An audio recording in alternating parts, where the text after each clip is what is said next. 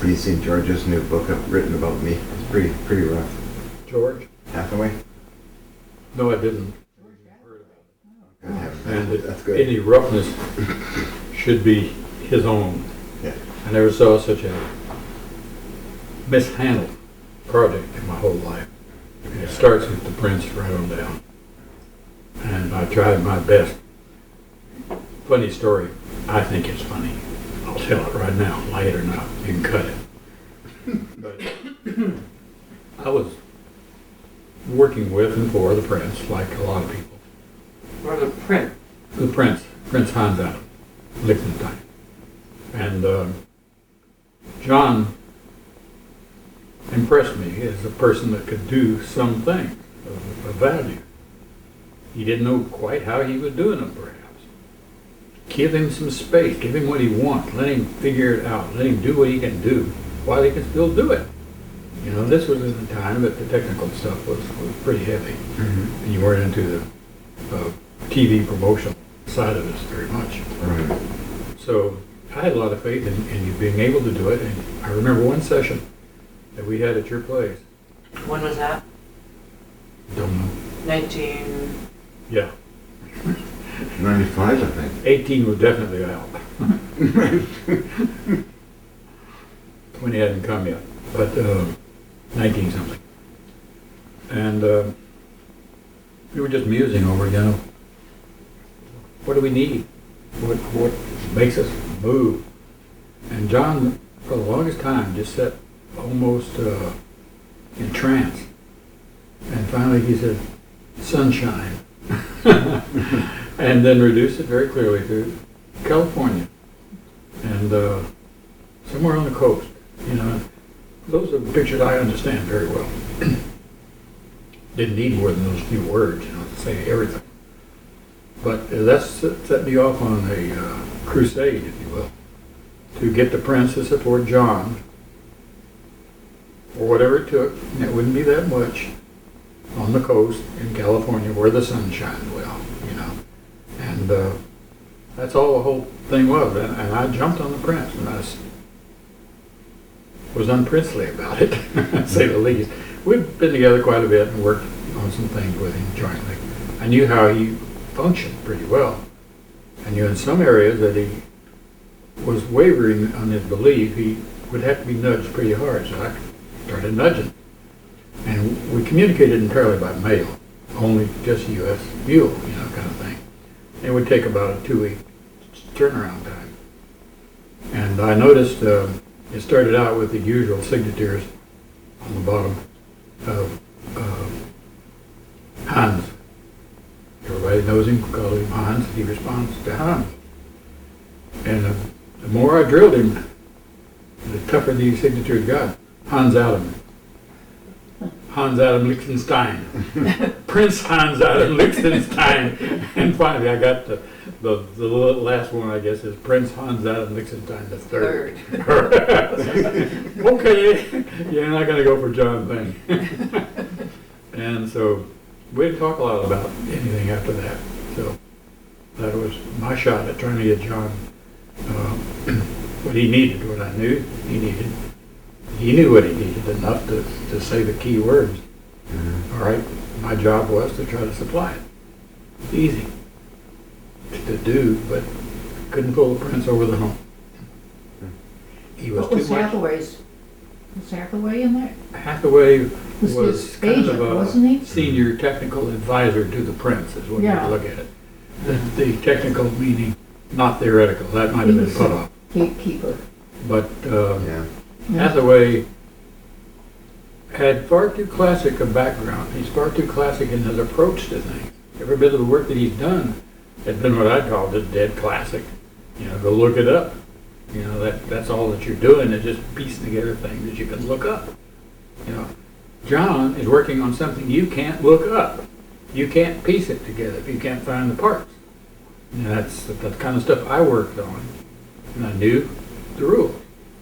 You guys are wrong. You cannot get the kind of answers you want doing things the way you do them. And why? Well, largely they're afraid of losing their academic connections.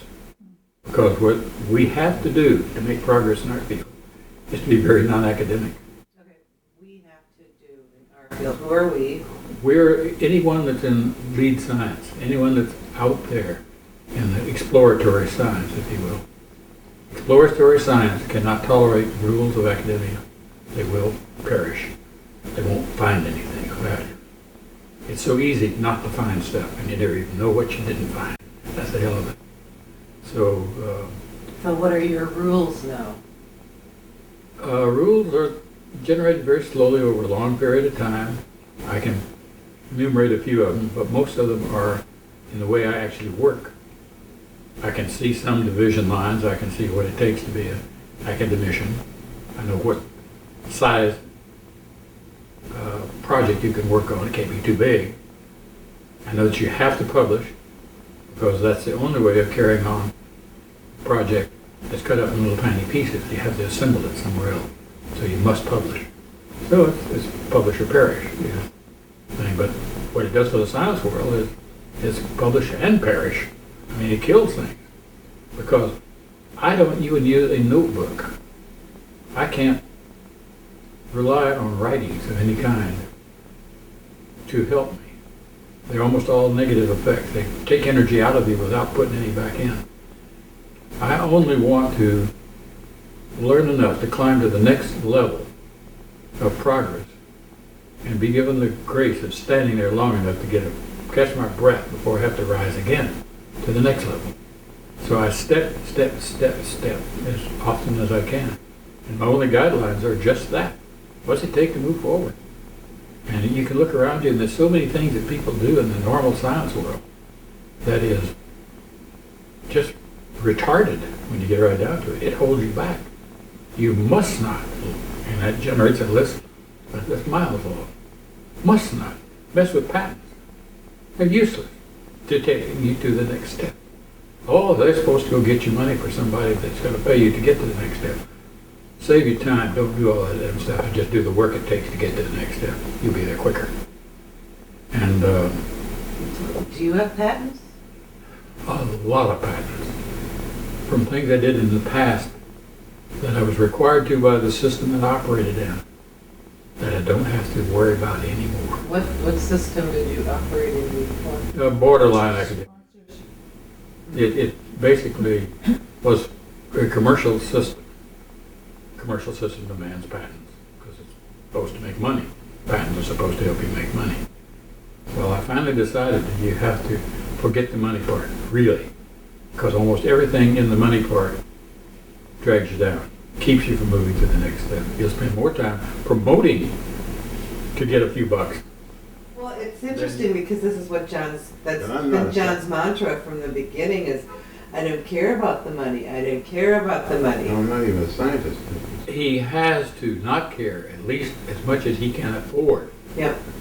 Now, I can support myself in science endeavors if two things. If I don't do it the usual way, like I have to build everything that I use in the way of an instrument. Academia says you have to have a instrument that's qualified, that produces results that somebody else understands. Well, sure, that's nice if you want to give your competitor a jump on you, because that's what it amounts to in some ways of looking at it. But I have to build all my instruments partly because that's what a frontier bit of science demands. Frontier instruments for frontier science. You can't buy anything of value. You can buy something that's way off in left field and try to adapt it to your frontier needs. But you're going to spend more time doing that than you would have if you'd just taken the next dang step and moved on. What are you building now? Look it up on the web. Oh, should I look up Ken Childers? What are you building now? Just Ken Shoulders will do. And about within the first three things, you'll get a website that posts stuff on. So you post all your results up on a website? I post the results that I want posted. Now, A large part of that is patent oriented, but it's inverse orientation from what you do if you were a commercial outfit. I put the stuff up that I want in public domain Yep, that will never stop me from doing what I'm doing, that's right, that other people can do freely, right. which will aid me. I'm glad to see them do it. I'll even help them a little bit. But I sure as hell don't put the good stuff up there. That's for sure. But Look, this, The website's very descriptive too. and It it's, and the explains a lot. website is kenshoulders.com? nope, What's the website? KRS, CFS. It's just a list. That's all I need. I just need a list of things to send people to look up. Okay. My world is a different world. Anybody that's going to do different stuff, new stuff, has to separate themselves from the community of bankers in science. They will not think forward, they think dollars. Dollars are almost always moving backwards.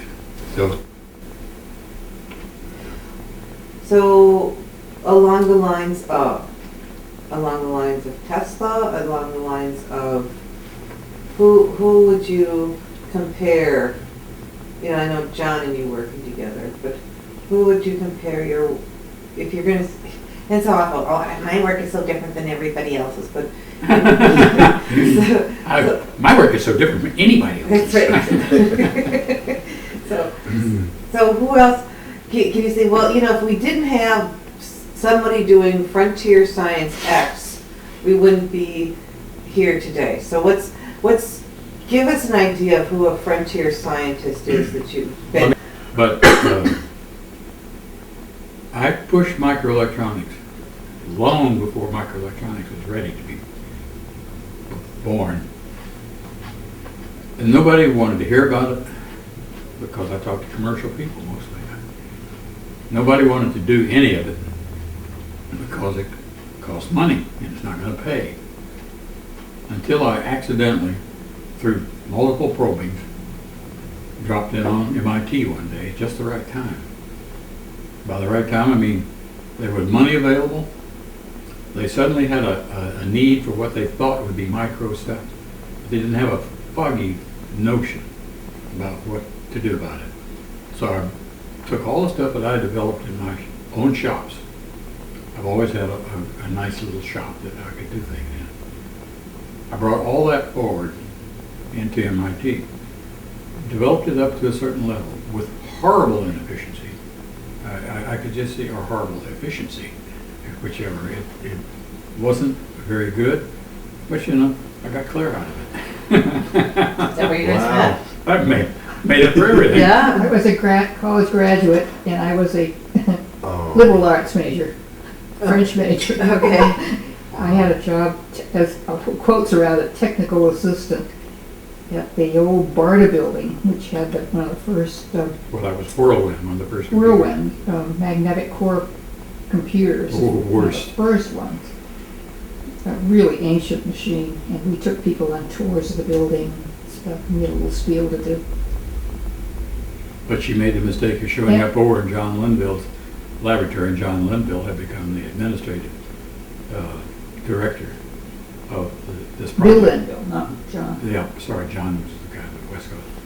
But basically she Engineering. appeared He was in the one day engineering department. in a little group of us. I said, that's for me. So that was the end of it. And that was 58 years ago. Oh, God God. knows how many. It's a while. So It's a wonder we're still married. it was a good call though. It was really good. What I was saying is historically, I was at the very frontier of microelectronics. I moved from there to from MIT to SRI, made the process progress faster and bigger, and micro stuff just took off. And I was at the technological level. I made the instruments, the machine, process it, everything that goes.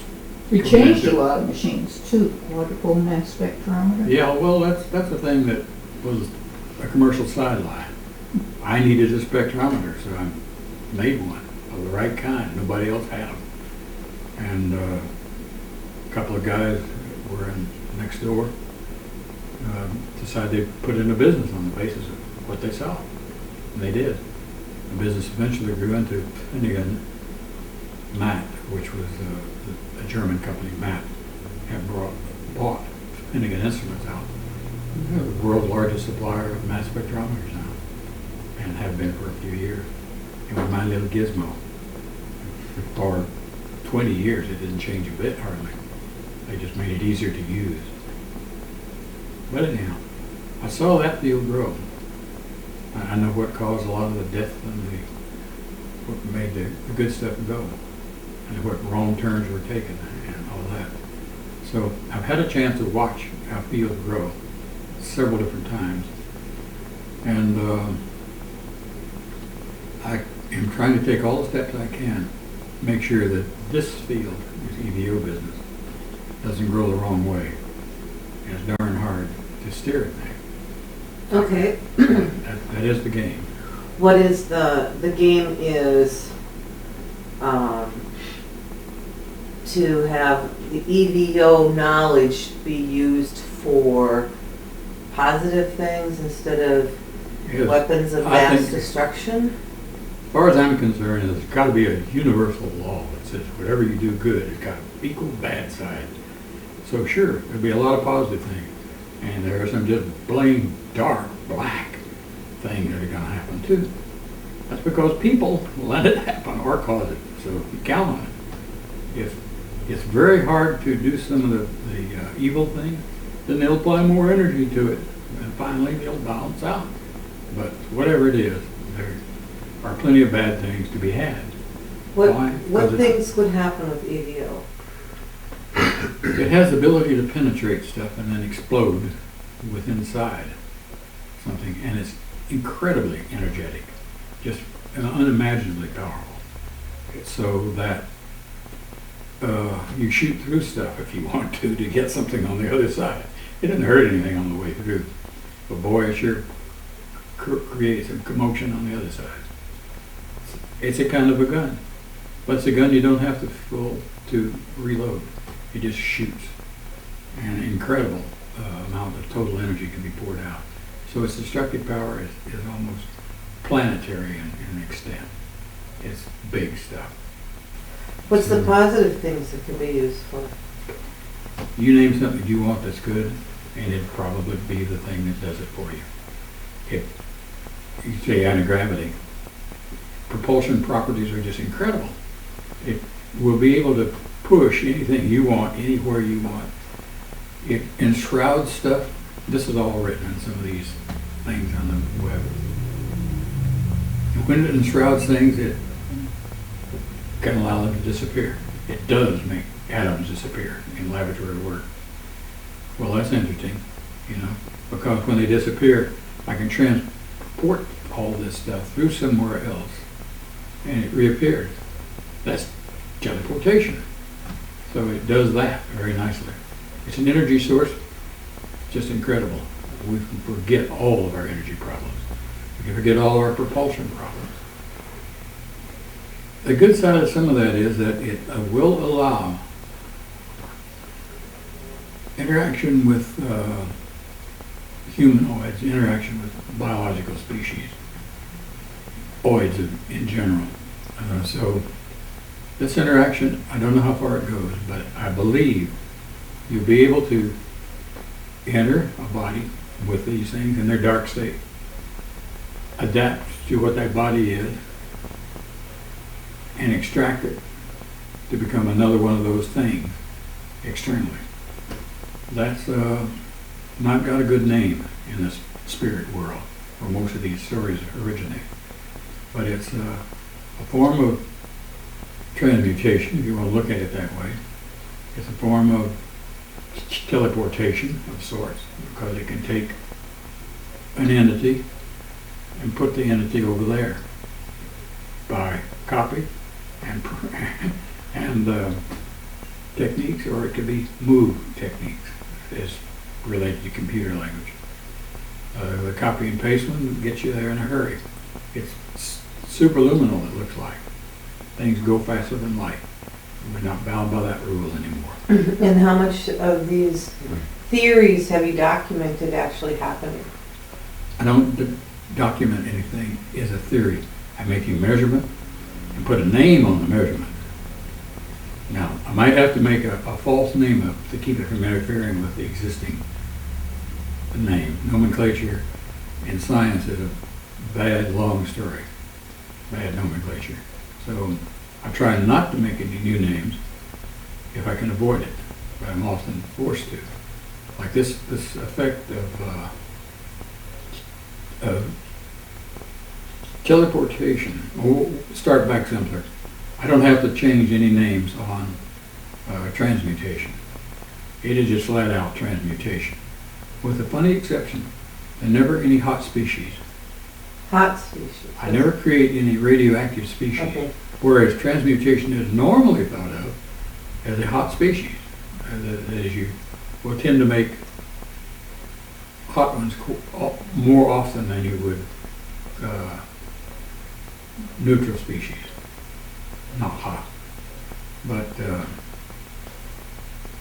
isotopically is the only way we can speak when we talk transmutation. And we use an instrument called a mass spectrometer. I do those well.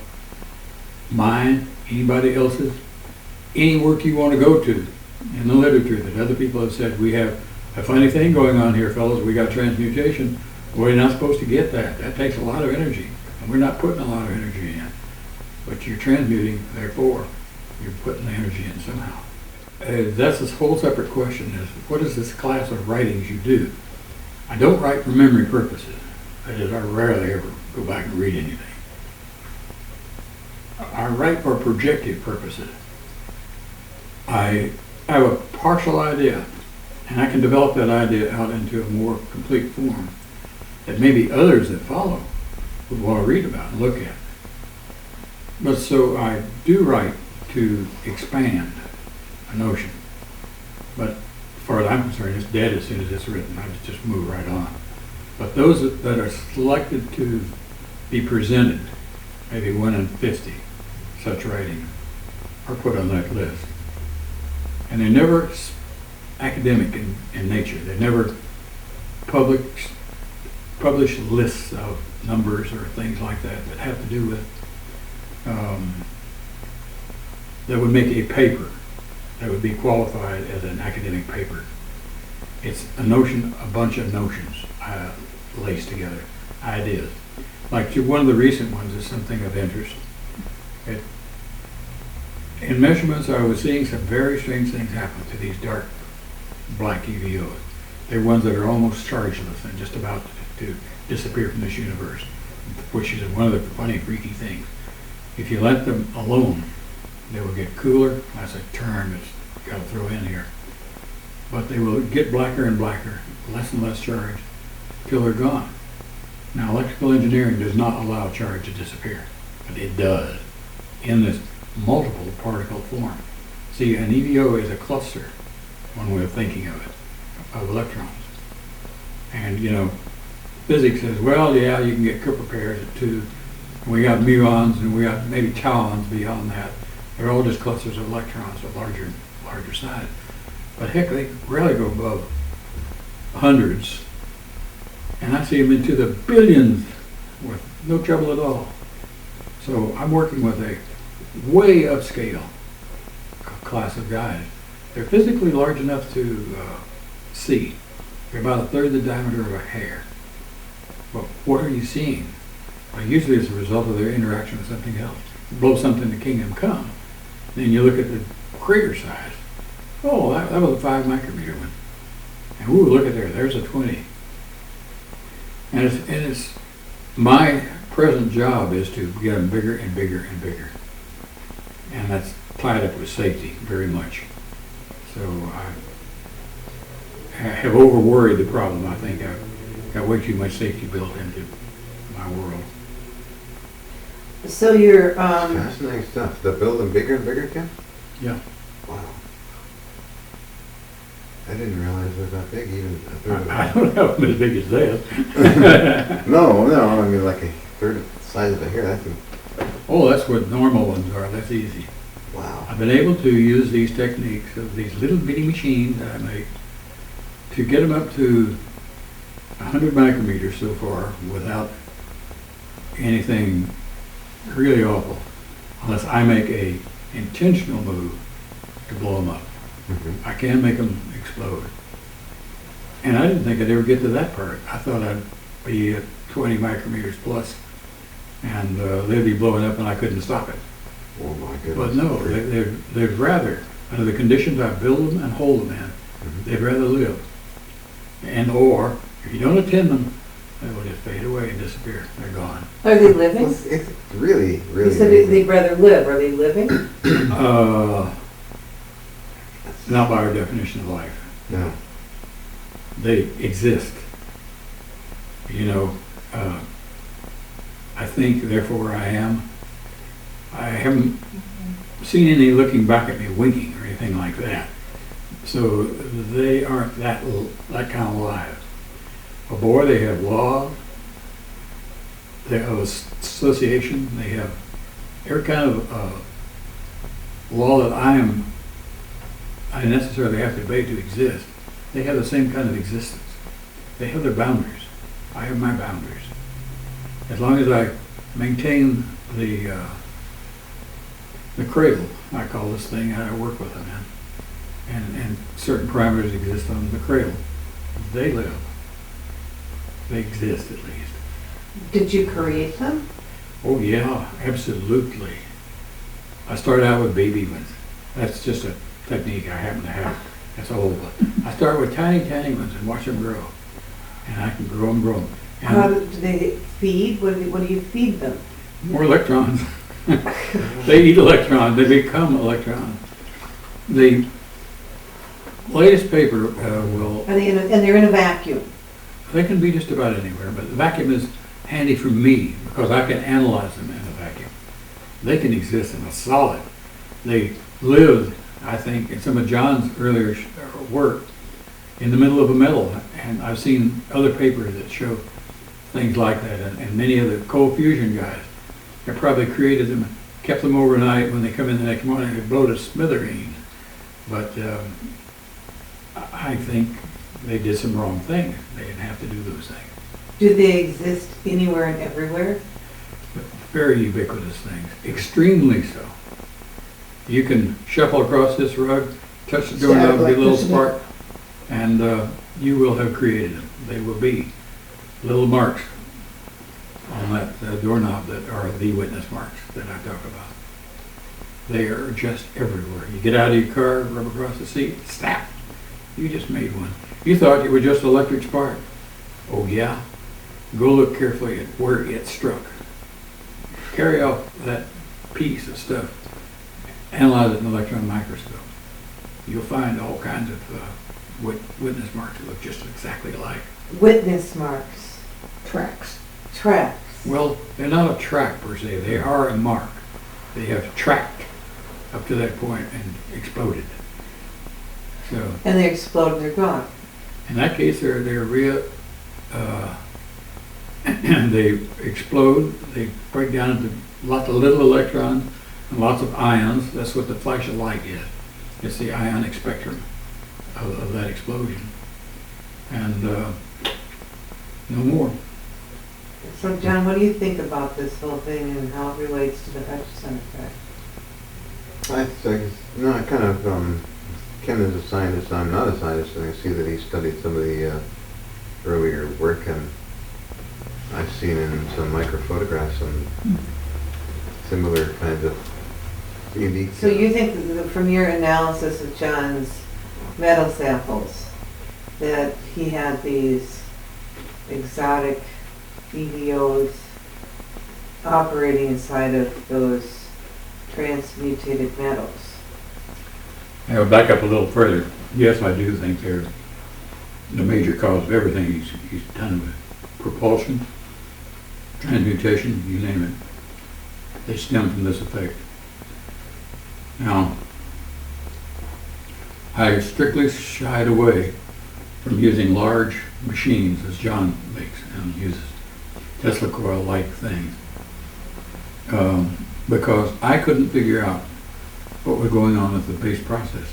There's a big gap in my ability to go from where John's machine is to the base knowledge that I have now.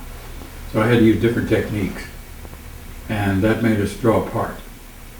If I had the guts enough, I might have jumped on a John-like machine, homemade or otherwise, kept modifying it and kept modifying it until I got a better understanding of what was going on.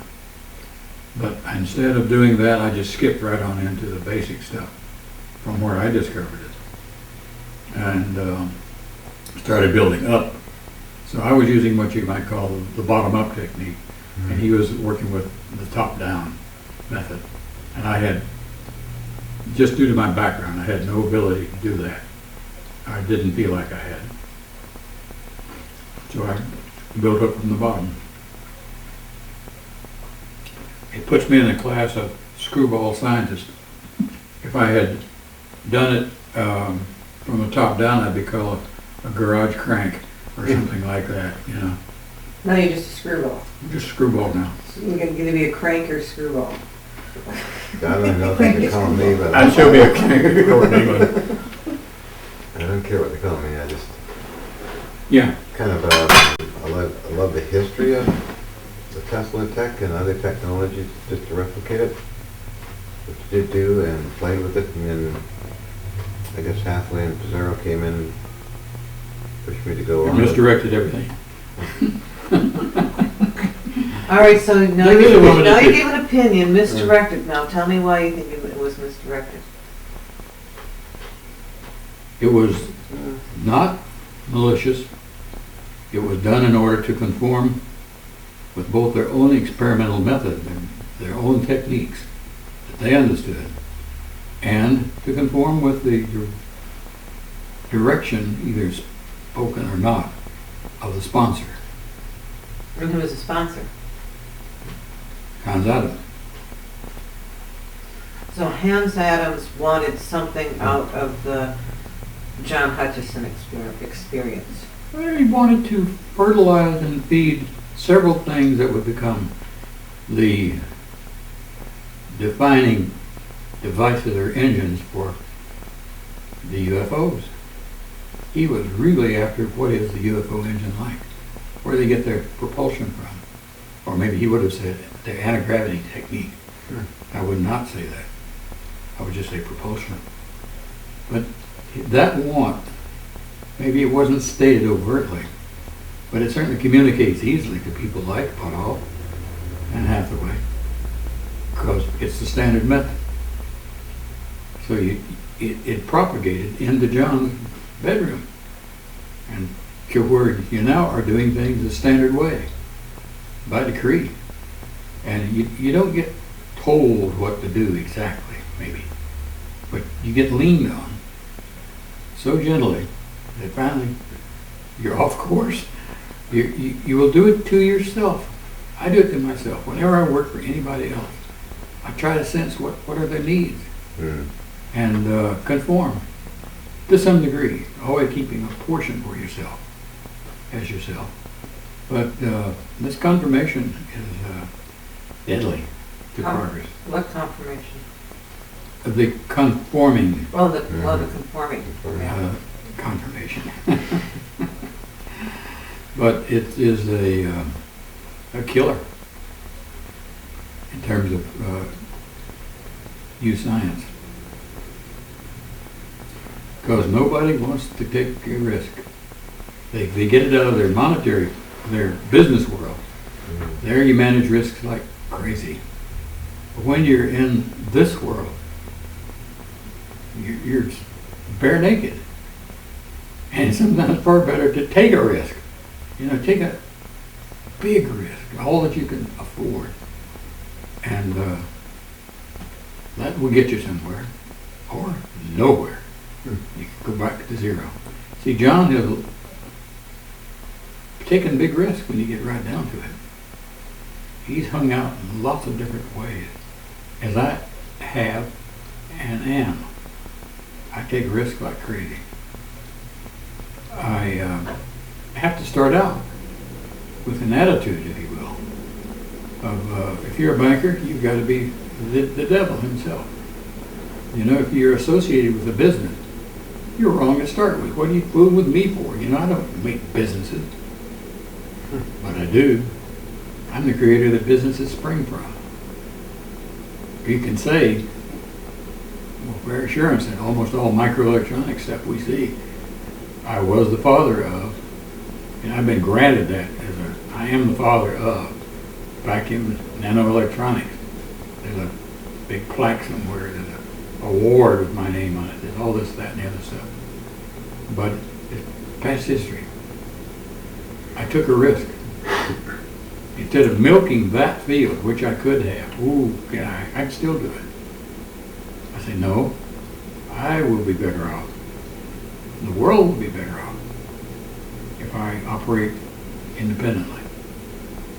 So, goodbye schools, goodbye companies, goodbye everybody. And the fact is, you were about to ask me who would I look up to or who would I be with. Actually, I asked that about 2 hours ago. Yeah. I don't forget that. But you didn't get an answer because there isn't one, really. Okay. I used to associate with some good old fellows. I was always the kid of the baby. And these guys were great, I used to think. But when I now go through and look at what they really did, wasn't that great? But that was the system they were in. And they were in the academic system largely. So they were just being academic. Well, who's been a non-academic that you felt has, Well, I don't mind pawing through that as a question. I'll just go in and play bumper ball, ricochet off of first one wall and another, trying to find an answer to this. I'll start with a few knots.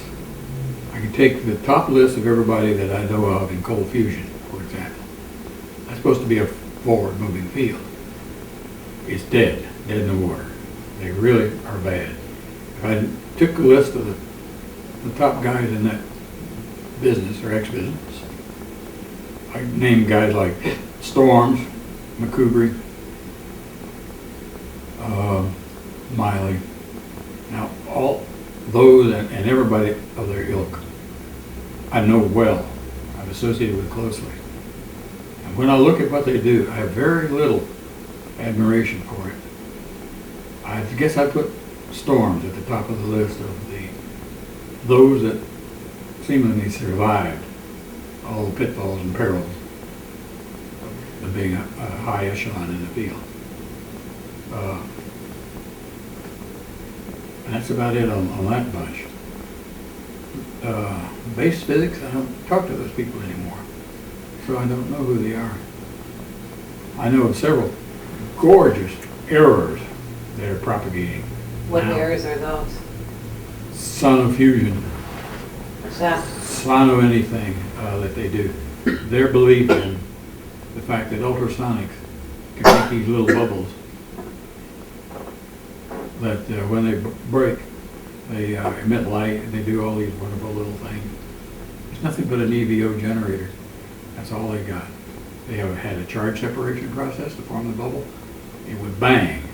When it would bang, of course, it raised all the hell that these little things raised. That's nothing new, nothing novel.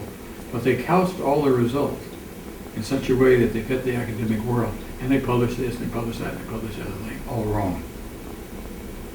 The same kind of thing happened down at the very respectable, they're called, well, in San Diego, they're the Star Wars or Spar Wars group. Very scientific bunch doing cold fusion-like work, attributing almost everything to neutron emission, and they don't know how in the heck to measure neutrons.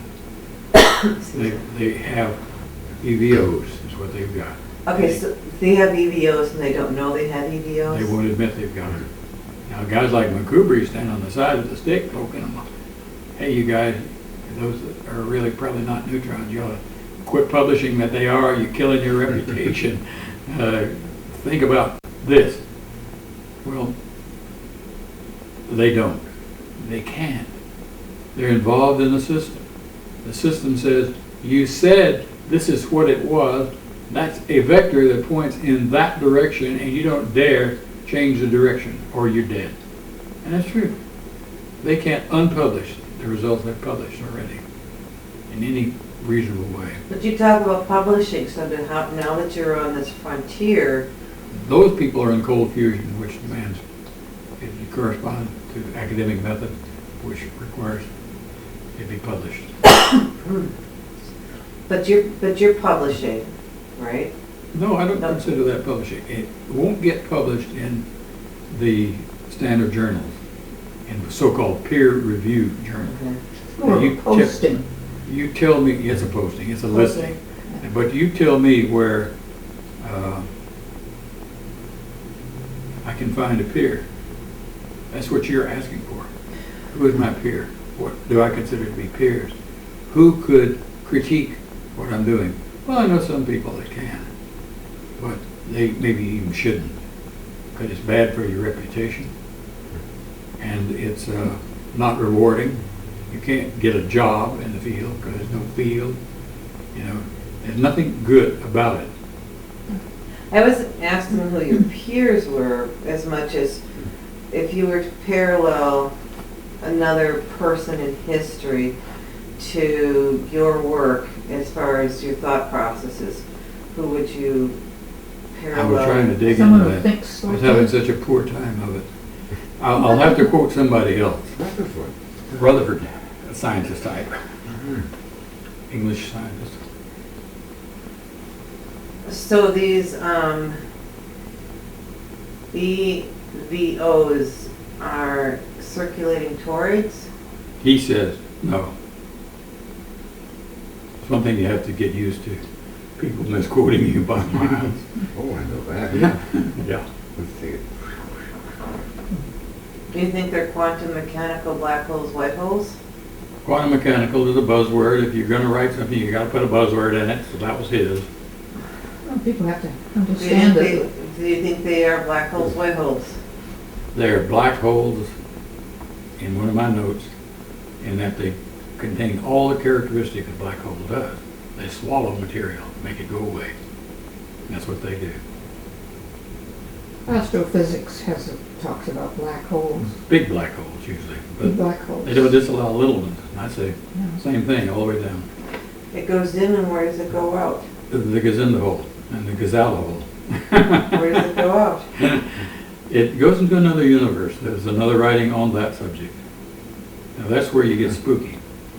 I don't believe in other universes. I don't but either. damned if I don't believe I see them go away. So they left where I am. If they went somewhere else, I gotta assign that a place. You just don't have the vision I to can bring them back see it. as long as they don't go too far. Wow. Why If would I a take human them down being be too able far, to? they're gone. I think that we're not perceiving. I think that, like John and I Right. talk about this a lot, is that there's one universe, we're just seeing just a sliver of it. That's the only thing. Oh, okay with that. That I can believe We are very much. able to move these things in and out of our sliver. Right on. It's called the multi-universe theorem. So, okay. Because you're using, humans are quite limited. Oh my God, we're trapped in this little tiny sliver. No. Oh, yeah. I do a lot of out-of-body stuff. Okay, well, these things allow you to move out of this whole universe body stuff. So, they're manipulatable on an atomic scale at this point. No gross stuff. No mice have disappeared. But that guy said, shoulders is like Rutherford. So, okay. Well, no, that's someone else. I didn't ask for somebody else's opinion in theory. I asked for your opinion in theory. We're gonna have to dig some more than Deary. Damn it. What, you're, I don't know any, or I would have said it, and I'm not holding anything back. Now, I can say a few things I think are not true, maybe you can make them true. I don't see a comparison to Tesla. Why did I say that? Because I don't know anything factual about Tesla. I read about a lot of these crazy things people say he does and did. Show me. Because I only accept what I can do, and I haven't done Tesla things. So, you know, I can't validate what he did. It's a terrible situation to not know a parallel I would like to know one. I would like to know somebody. Van Gogh. But, you know, Van Gogh. It's Van Gogh, Van Gogh. Van Gogh. I would say Van Gogh. okay. Why? I can't make that statement, but I don't know. So you can see that? Mm-hmm. There are many He was similar. crazy. There are No, many- it wasn't. He wasn't, he was touched on in different, Well, they, they say he was, schizophrenic, and that's why he was able to see the different colors. I'm just saying that Ken sees the different colors. Oh, I see entirely different way from other people. Mm-hmm. I have to. I keep it as a job to do. I have things I must not do. Why? It will wreck the technique that I use. Yeah, well, Boy, do I adhere to a methodology, you betcha. Am I afraid of certain things? Paralyzed. Paralyzed. Yeah. Why? It will wreck my technique. Now he's got a box. No, Focus. these are guidelines. They're Yeah. well open. They're rails I can hold on to when I'm out in the all Jungle, definitions. yeah. awful place to be if you're not protected or given a guideline. What if your guidelines are wrong, Ken? Then I take another guideline, for God's sake, you dummy. You think I'm gonna ride this one into the rails? No, it is very clear to me that I've got techniques that work. I have to keep them honed and keep them sharp. I do lots of things to keep that going. And I believe very much in subconscious, subliminal thinking, if you will. Yeah? I go to bed with a problem. I wake up with a solution. Do you work on your third eye? Screw the third eye. I don't, you know, I wouldn't trust it. It's only an eye. You know, I work on everything I've got. And He I gets into can- almost a trance. Yeah, well, I find that really a lot of things people have said from Eastern religions is true. I can stay on the edge of the region between sleep and awakeness and do the best job I can do. That one really gets me some mileage. But the trouble is, if you lose your training a little bit, you go to sleep too much. You know? On the other hand, you stay fully too conscious, you're not going to get anywhere. I get up 5 times a night. Largely it's because I like breaking the sleep routine.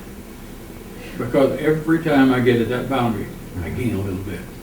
And I hang on to it, and I keep on moving that way. I like this form of subliminal thinking.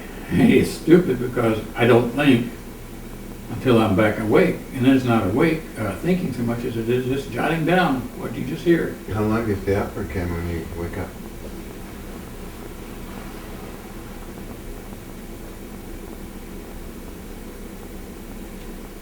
Till I cool down.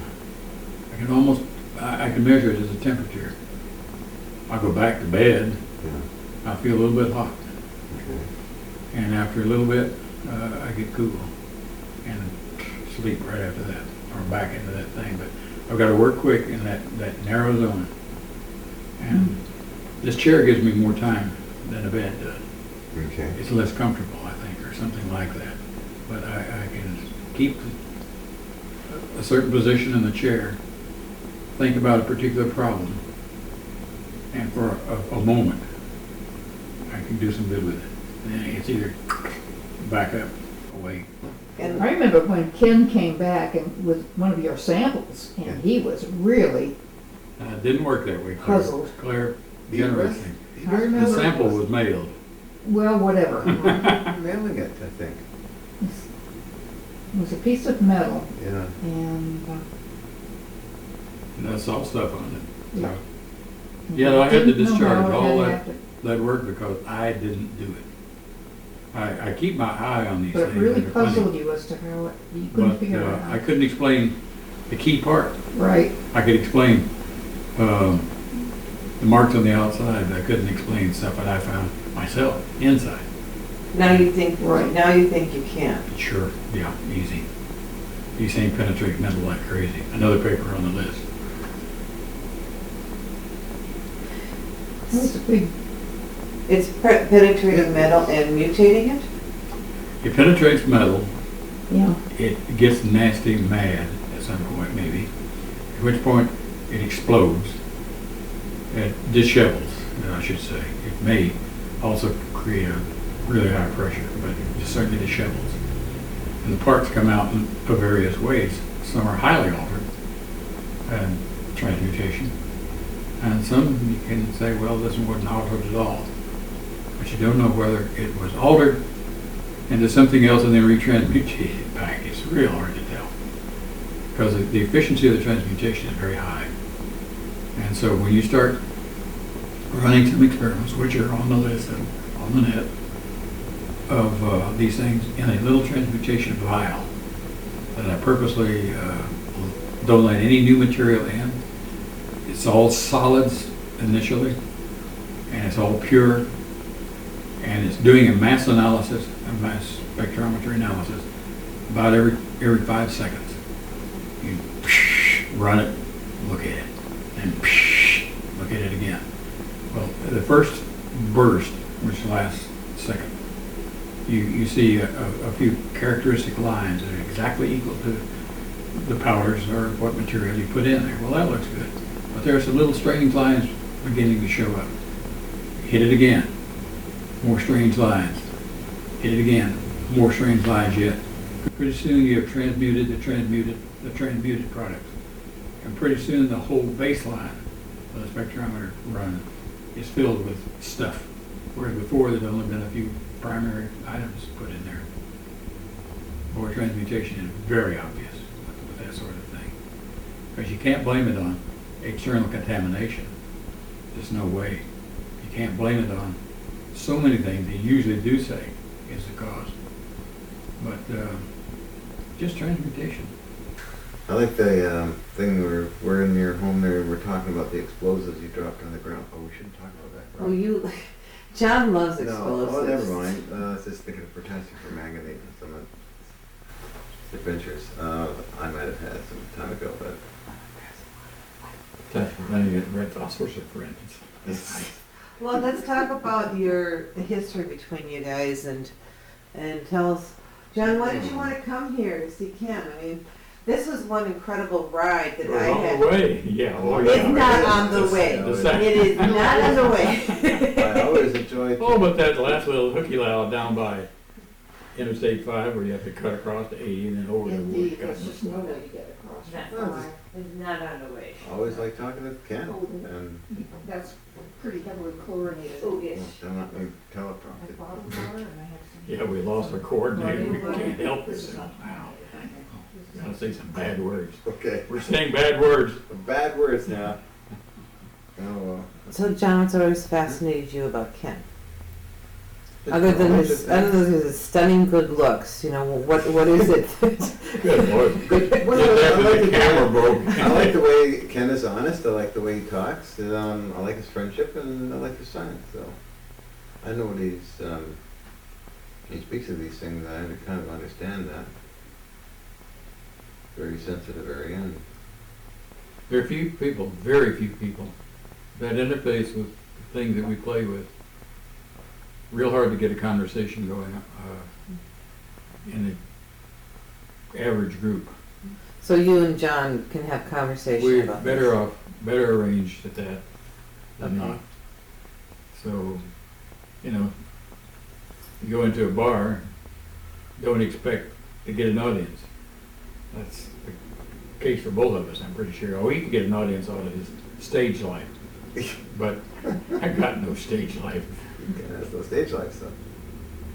My stage stuff, I guess I probably could get an audience, but I just kind of feel that what Ken is saying and that, and I can tune into it, and I respect it, In this business of who to talk to, you have to ask very selfishly, what am I going to get out of it? And there's not much you can expect. What do you want to get out of it? Help, For what? move the field, my next step, I need a bite, give me a boost. What do you need for a boost? You don't need corporate America. The bankers are Can't grubbies. afford it. Can't afford it. So what do you need what do you need to get to the next step? Well, actual physical motion and experimentation, but the question is really posed around what person can do what to help you get there. And I guess I'm finding more and more there aren't any. You get there by yourself or you don't get there. Yeah, I agree with that too. I hate that in some ways because it's so counter-social. It is absolutely criminal talk almost. What about, I mean, it goes against so much of If people synergism understand it, of bringing two energies of people together to create a third energy, a third force. So if you're all by yourself, all you have is yourself. Well, that's not a singularity necessarily. Yourself. As long as you've is a got complex structure. multiple personalities, you're fine. Oh, there are plenty of personalities to deal with. If not personalities, effects. Things definitely can be used. But what good is it? If it's only something that you've worked on and you want to advance this, for what reason do you want to advance it? So that's a question, that I've many years on the wrong side of. Now try, for your purposes only, to straighten it out. I used to hate to say, I'm for advancing for social benefit, for the good of mankind. Who you can't talk to about this. So I can't talk to you, but I have to advance them, or I don't have any goal to reach. I have to include mankind as my beneficiary. That's all there is. I can impart a certain amount, a small amount, to my family, but it is very small. I was basically alone in all this stuff, and I found it fun to play with it. Not really, just general major interest. Then these scientists came along and wanted to promote it to. Well, it's another stage, as I look at it, of awareness. Like in the very first stage, it is just fun for yourself. Mm-hmm. But after a while, you begin to look around and say, well, there must be more to it than that. What if that's all it is? What if it is just fun for Ken? I have a certain economic necessity, let's call it. It's not to make money. It's economics of life, distribution of energies and things. And I don't allow play, I say. Of course I do, but I don't want to admit it. We don't play. We're working. So it has to be cemented in that way, or otherwise you're just liable to stop and play. And how can you measure that? I'm not getting anywhere in the main thing I was trying to do. Well, you sound like you're stuck in a box, Ken, if you can't play. Hell, we are in a box. We're in a box biologically. We can only take certain temperature extremes. Yeah. We can only take so many G's or less. We are in a box. It's just a question of shape. Now, I like my box to have some tendrils that reach way out into time. Right. Somewhere else. I like to pull back great mysteries, look at them over, solve them, put them God knows where, because sometimes, Sounds like great play. well, I do real good at that. Let's play. I'm one hell of a frontiersman playboy. There you go. No, But- it's definitely frontier. But I don't admit the play part. It's the wrong word, and maybe something else has to be in there. There has to be a reward somehow wrapped up with play. Why? Well, you wouldn't play if there wasn't some reward in it, It's Why? Got to work that way. Which is why stuff. You'd say why. You know. See, the Mommy, why? duality of you is fascinating, Ken, because Well- you work on this frontier scientific, and you can't have any of the other scientists who are in their boxes understand you. Well, And they then- won't. They shouldn't. But then I ask you, why do you put yourself in these boxes of plays and a reward There's no choice. and the rules? Of course there is. No. But see, you're doing the same thing. Well, look, You're doing the if I same let thing. myself loose totally, Yes. I would probably start looking into, well, how does this stuff couple into religion?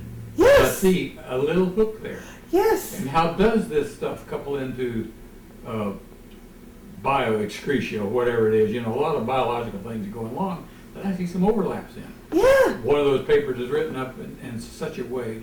But you can't risk doing that, Ken, because it might blow out your box. No, it doesn't. It raises hell with efficiency. Well, I damn can't get down the road to efficiency. do what I can kind of imagine where I ought to be, and if I don't do this, that, and the other at a certain rate or pace, I won't get there. Why not? Oh, that. Now, there's another restriction you put on yourself. If you play I'm not with, for taking all restrictions off. I've got to restrict the hell out of myself, or I scatter. I know what diffusion looks like. I hate it. It's stuff going in all directions when you could have kind of refocused it a little bit better and got some more leverage out of it. or if you diffused, you might have gone around the other side and saw the back I side. of it. remember diffusion kind of wanders around in strange ways. You Yeah, know, get to the back side by diffusing. sure you You can. do, well, there are too few things over there to work with when you are diffused. I'd rather marshal all these little things and aim them and strike home. That's it. It's all about getting power enough to get to the next step.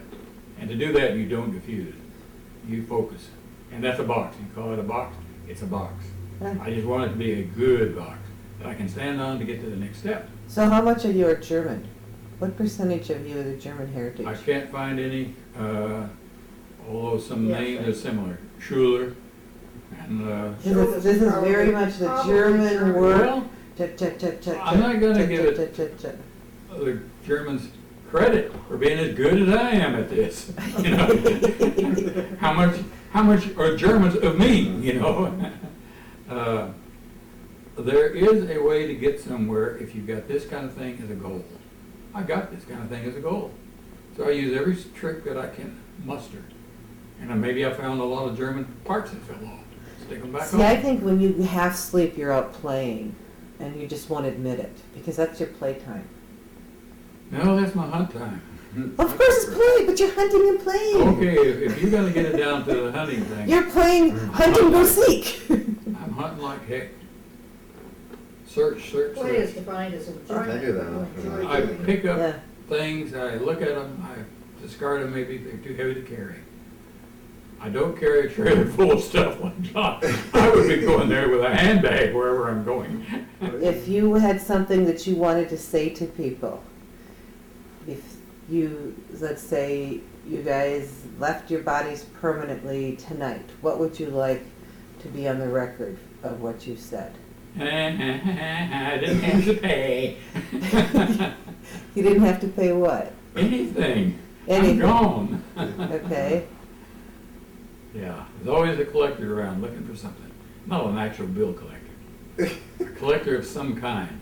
Collectors. Somebody that wants something you got.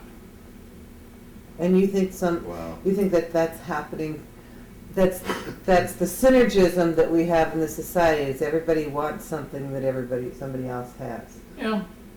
Hmm. Well, I like collecting old muskets. I think they're kind of cool things. There you are. Well, it is. They were handmade, probably. Yeah. What do you collect, Ken? Ask Claire. Everything. You know, deep, heartfelt feelings about the man sitting to your left. Who, me? I wish you'd taken a shower last night. John took one. I took a shower. No, I'm talking, he goes, John doesn't know the left from right either. No, I don't. I just It's like- kind of saying what he's. It's just your other left. That's right, I keep saying the other left. On your left, John, look to your left. This is my right, this is my left, okay? Yes? Oh, I can. What would you like to say about the John, where'd you man come to your from? left, to the left of you? The man to the left of you, you guys keep moving away from each other like you really don't like each other. Oh, no, we like each other, we just want to get. It's that shower thing. It's that shower. So look at the man to your left and Yeah. just say, tell him what you think. Tell him what you feel about, your friendship, and just I give love him you something. deeply. I love you deeply, Ken. Hey, hold on, it's back, Looks roll like up. Comedy Central. Roll that up there. No, I just, I've always been fascinated by. Why don't you look at it and tell him that? Why should you? Dr. Phil. Let's cancel this thing. You want to hold hands while you do this. No.